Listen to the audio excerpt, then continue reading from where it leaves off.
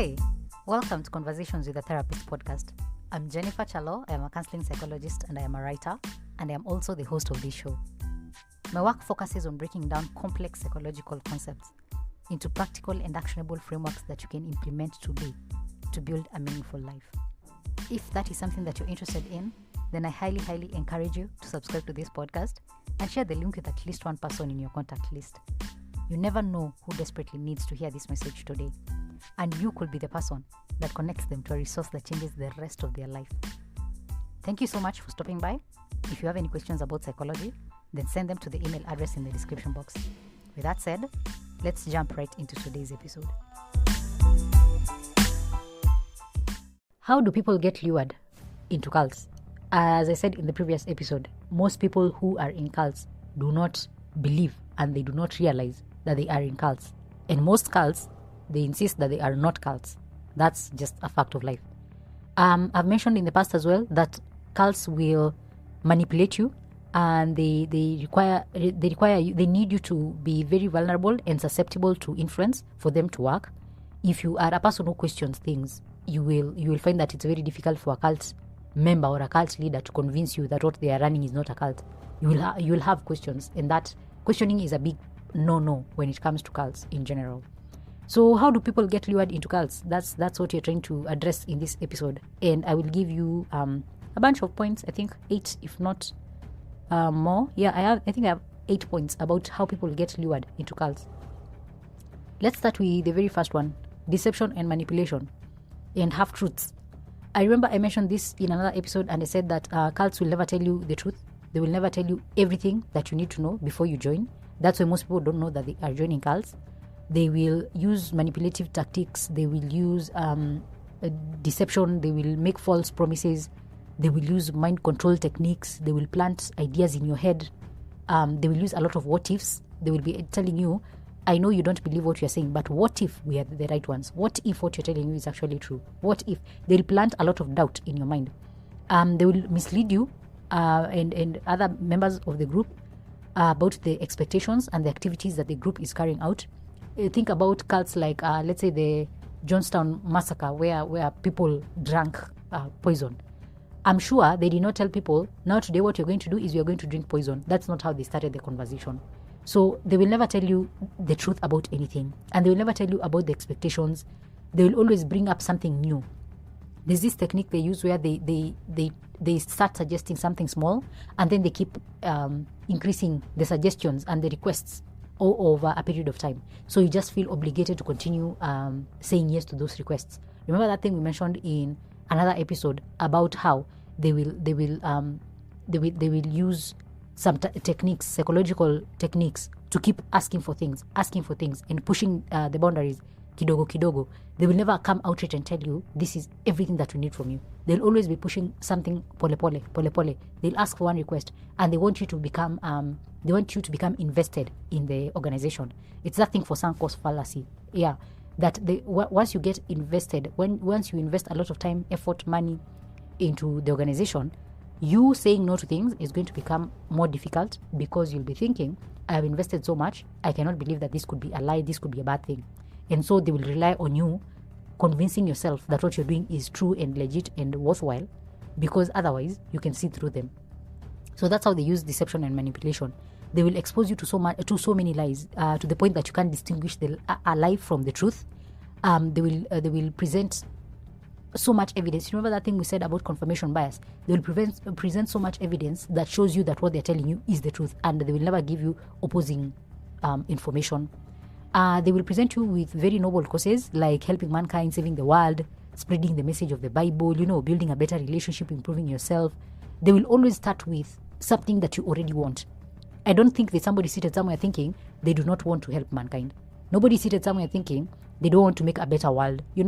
If you're a Christian, I don't think there's one who's seated somewhere thinking, I don't want to spread the message of the Bible, right? So they will use those things that you already believe in, the things that you already want, the things that you want to engage in, and they will now build the lies on top of that. Because once they can justify why you need to do something, a cult leader, a cult in general, will never tell you the truth that you need for you to make a decision. They'll always give you half truths. They'll always lie to you. They'll always find a way to convince you of things that you do not even agree with. they will find a way. So that is how cults ordinarily will lure you. They will bring you in with lies. They will never bring you in with the truth. And that's why most people do not know they're in cults. Because if they knew what they are in, they'd be like, hey, but that's not what I signed up for. They would question it. But they can't, because they were introduced to the cult through lies. They were deceived, they have been manipulated, and they are being controlled. So that's why most people don't understand that they are in cults. The second thing that cults use to lure you into the cult is love bombing. I know you guys must have had this concept before. If you have not, please check it out. They will overwhelm you with attention and affection, and they will make you feel very important and valued within the group. They will shower you so much praise and compliments, affection, acceptance. They're telling you you're the one. They are telling you how loved you are in the group and how you are important and how you belong. They will have so much attention towards you. Mpaka, you feel it's like you even get suffocated by that love. And because maybe you are starved of it, maybe it's something that you've been starved of, they will use that as a way to get you into the cult and to convince you that you are actually a valuable member in this organization. Most people who are starved of love can fall easily for that. And it's a psychological technique again. It's another psychological technique, love bombing. Go read more about love bombing and you will see how people use it. Even people with personality disorders like narcissists will use love bombing techniques to make you feel that you are special and you're loved. And it will be too much too soon. That's how you know it's love bombing. It's usually too much too soon. I don't know you well enough, but suddenly you're telling me all these major things, big things about how good I am, how perfect I am, how I am. You've been waiting for me. You know, they will show you so much affection. You're like, this is weird. Even for somebody, like we don't know each other that way. How come suddenly you're showing me so much love and affection? Because you know that ordinarily these things grow over time. You don't just like disappear into it, you know. So they will love bomb you. They will show you a lot of attention and affection. They will tell you about how much you are loved and how much the world needs you, and you're supposed to be here to fulfill this big mission, and how you're doing a lot of good work, and how you're the best of the best. Without you, the organization is going to fall because you're really important and you've been chosen. All these things. Watch out for people who love bomb you. Read more about that concept so that you can even tell, even outside of a cult situation, you can tell when somebody is love bombing you. I think that is an important skill that most of us need to learn so that you can know when people are trying to manipulate you. Because somebody who's love bombing you is somebody who's trying to manipulate you because they're thinking at some point they're going to cash in. They're going to be like, but see, I showed you so much love. Why would you abandon me right now? Why would you say no? Why would you say no to this mission that we are going to?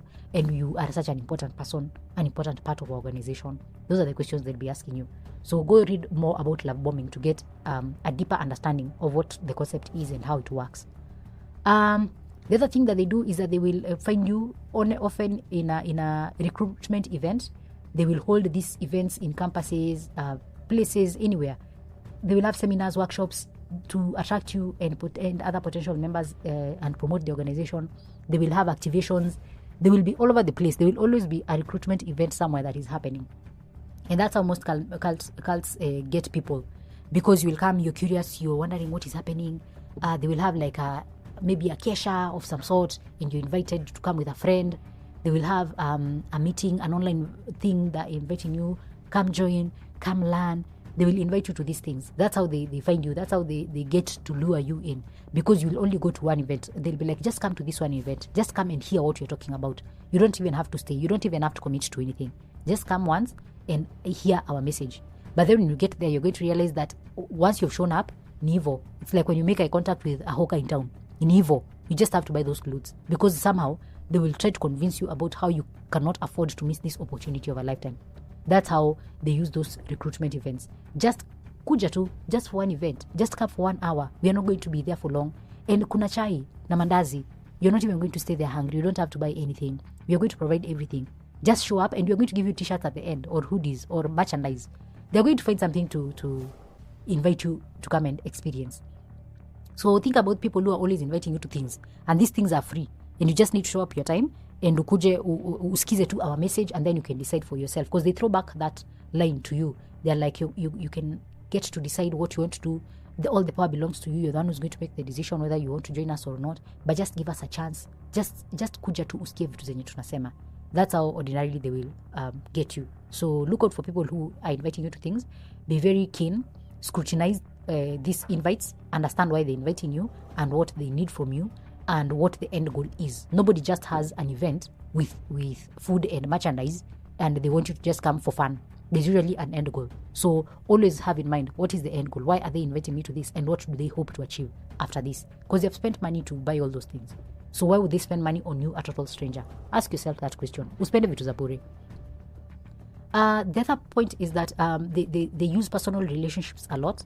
You'll find that cult members will use your friends, your family members, your romantic partners to recruit you and other people to the organization. They will always tell you, bring a friend, bring somebody, kuja na mtu mwingine mmoja. If it's that recruitment event, they will tell you, don't come alone, bring your sister or bring your brother, or come with one of your classmates, come with one of your colleagues from work. And when you think about it, when you think about most people who have been in cults or any movements, organizations, they will tell you they were brought by a friend or they were brought by a colleague. My colleague invited me, akaniambia they're having this event in their church, and I went. And that's how I ended up in this thing. Somebody will tell you, we were in school, then one of my classmates was going to this thing, and so I joined, and that's how I ended up in this thing. You know, it's rarely that you were just stopped on the street and you joined a thing, a movement. That is rare.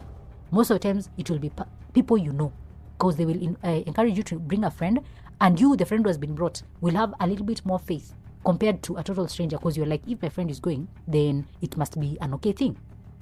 Remember what I mentioned in another episode, that they rely on word of mouth. Word of mouth is a powerful marketing technique. So if a friend can tell you about the organization, the event, the thing that you guys are going to, it will be easier than them putting up a poster and saying, come one, come all, you know. So it's easier for them to rely on personal relationships, to ask you to bring a friend, to tell your friends to bring a sister, a brother, a cousin, a relative, bring your parents, somebody. They'll always invite you through somebody who is already in the organization. So think about it that way. Think about the things that your family members invite you to, and always ask yourselves, what is this thing, and why are they inviting me? Have they been encouraged to bring a friend, and why do they need to bring a friend?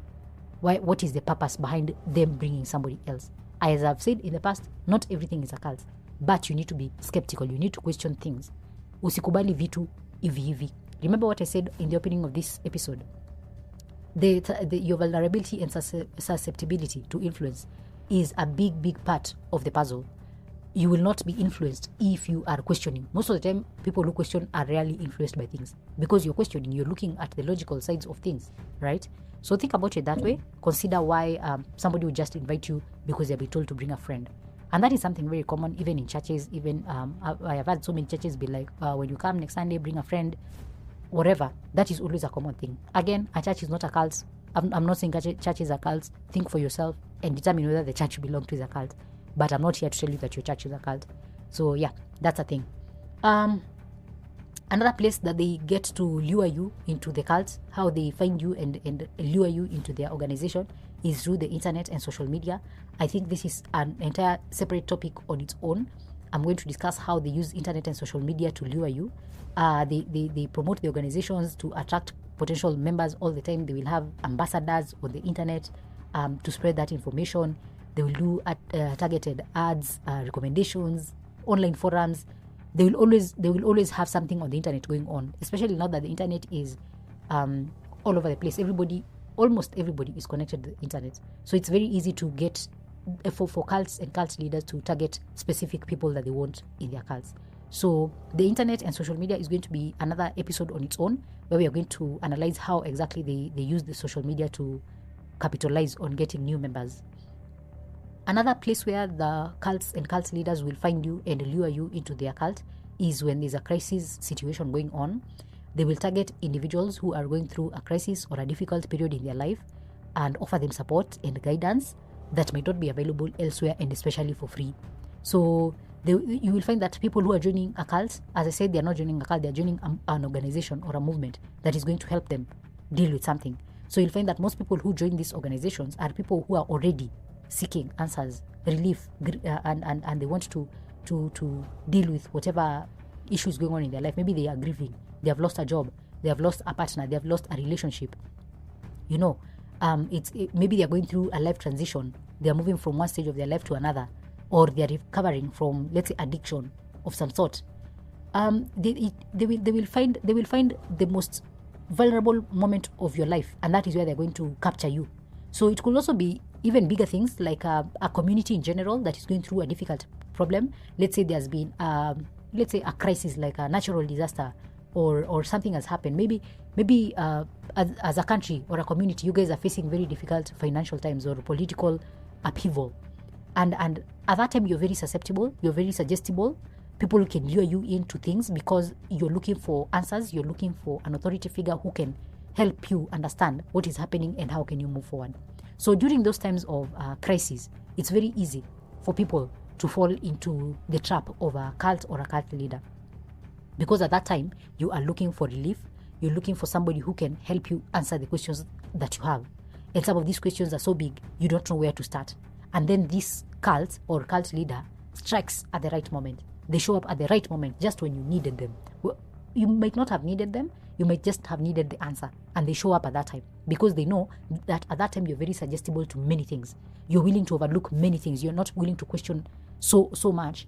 You're willing to accept many things at face value because you're just looking to relieve the pain that you're going through, to relieve the pain that you're going through. That is a situation that they would find you. So watch out when you are in a crisis, or when your community is in a crisis, when your family is in a crisis, that you don't get lured into something that could become damaging in future. Look out for organizations and people who come to you in your time of trouble kabisa, and that's the time they know of an organization or a particular person who can help you deal with this problem. And it's for free. Just come. Wetokelezea tu, atakusaidia. Or even if it's not for free, in the beginning there's something that is very attractive about it. They seem to have all the answers. And you're wondering who in this life has managed to figure out life like that they have answers to everything. That is the question that you should be going through your mind. And I know maybe during that crisis time, it's a bit difficult to be seated there and analyzing everything, because you're thinking, I just need to get help to resolve this particular problem. But I highly encourage you that at that time, consider just thinking twice before somebody invites you to something, before somebody brings you an answer. Not all people have figured out things. Many people are still trying to figure out their lives. Even I am trying to figure out my life. I don't claim to have answers to things because I know that it's very difficult to have answers to everything. I don't think it's a human quality even. So consider it that way. Consider that during a crisis, somebody can come in and lure you and lie to you that they have the answer, and they can use you at that time to advance their own agendas. The other thing that the cults and cult leaders use to lure you is the thing about security. I know I mentioned this again. They will convince you how the world is bad and that they will help you, and they will show you the way that you will never be alone. Remember, they will never allow you to have any interactions with outsiders, as I've mentioned, because they will convince you that outsiders are bad, and they isolate you to places that it's just you.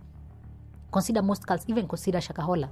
This guy, Mackenzie, moved the church to some place, remote area, where the church members could not connect with other people, could not connect with other outsiders. They were only just them in that commune. They were outside of mainstream society. They were completely removed from their social circles, because, as I said, that is a tactic to manipulate you. That is a tactic to isolate you. They need you to be isolated so that you don't have anybody to bounce off ideas and to test out the nonsense that they tell you. So think about it that way. Think about the fact that they will offer you that security, but always remember that it is false security. Last but definitely not least is that cults and cult leaders will find mostly vulnerable populations, and they will target them because those are people that, again, are suggestible and susceptible to influence. They will look for people who are struggling maybe with addiction, mental health issues, joblessness, relationship issues. When you're in a place where you're recently divorced, you've just moved into a new city, maybe umehama kwenyu and you've moved to a new city, umekuja Nairobi, it's your first time here. Maybe you have just lost somebody has died, or you are looking for a career change, or you're feeling kind of depressed, you're feeling like things are not going well, unasikia umefika mwisho. They will look for people who are looking for spiritual and personal growth. Those are people who are vulnerable and they're suggestible, and it's nothing about capitalizing on crisis situations. They're looking for times where they can find you when you cannot say no, because you're looking for relief. You're looking for an opportunity to solve a particular problem that is going on in your life.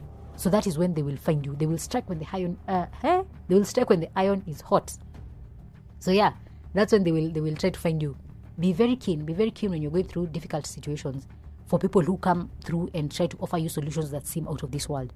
As I've said, nobody has figured out life like that. People are still trying to figure out their lives. And so this person that promises you that wanajua exactly what you need and how they're going to help you, they have figured it out. Be very, very, very, very, very careful. Most people do not know things like that. And so mtu akikwambia hivyo, ask yourself why they're offering themselves like that.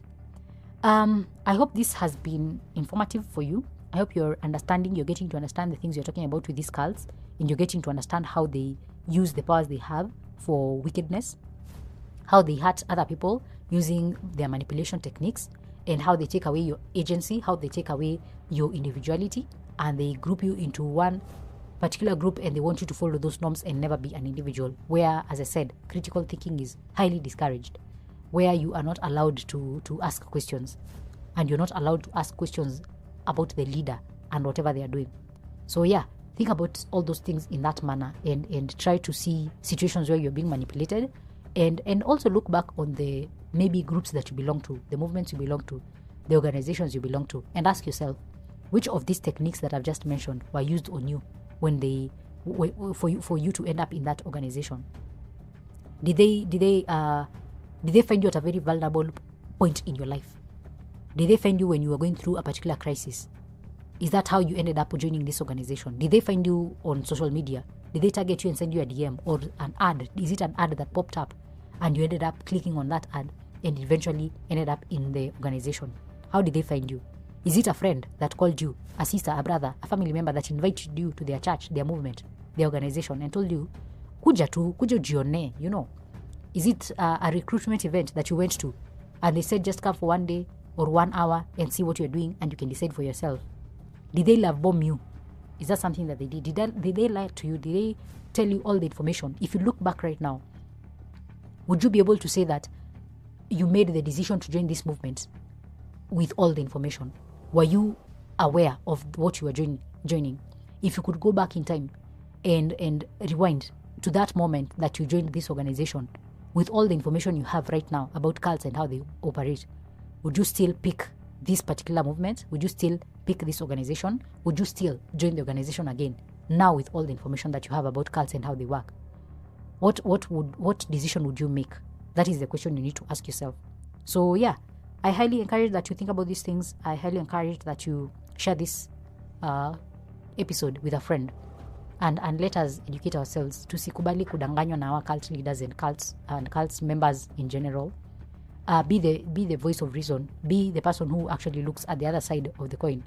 Don't just accept things at face value. As I've said before, and I will say again, be skeptical, ask questions, question everything, and do not accept face value answers all the time. Most things require a lot of critical thinking. Be the person who actually does that difficult work of critical thinking. With that said, thank you so much for listening to this episode, and thank you for your time. I wish you all the best in the coming weeks as you look forward to hearing the next episode, and we'll be talking about the step-by-step process of recruitment into a cult. How do they start? Where do they step 1 ya kuingia kwa cult inakuanga gani? You know, like step-by-step guide how people end up in cults. Uliamka hivi asubuhi, what happened on that day? How did you end up in a cult? That's what we're going to be talking about. You're going to be talking about the step-by-step process of joining a cult and how they get you. So we are going to be combining a lot of things we've spoken about in previous episodes into this next episode. We're going to be discussing things you've heard before, and we're going to be seeing how they all come to play, how they put the pieces of the puzzle together to form this one big picture of you being in a cult. I hope you're as excited as I am to hear that episode. With that said, leave a comment. Let me know what you think about these things that we're talking about. Let me know what you think about cults in general. Let me know about what you think about the movements that you belong to, the groups that you belong to. And again, the question is, with the information you have right now, would you still join the movement that you belong to today? If you were to go back in time, would you still make the same decision? Do you still think that the organization, movement, church, whatever you belong to, is one that you entered in with full knowledge of what you were doing? Thank you so much. Take care of yourself, take care of your mental health, and I will see you in the next episode.